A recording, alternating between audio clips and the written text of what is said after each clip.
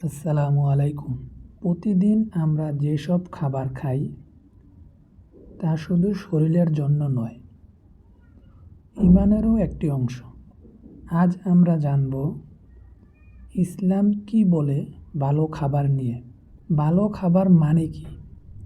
ভালো খাবার মানে শুধু দামি বা সুস্বাদু নয়। ভালো খাবার মানে হালাল, পবিত্র, পুষ্টিকর, পরিমিত, শরীর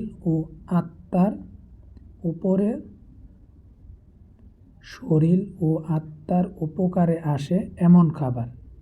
ভালো খাবার কি উপকার করে? ভালো খাবার স্বাস্থ্য ভালো রাখে, মন শান্ত রাখে, ইবাদতে আগ্রহ বাড়ায়, দোয়া কবুলে সাহায্য করে, রিজিকে বরকত আনে।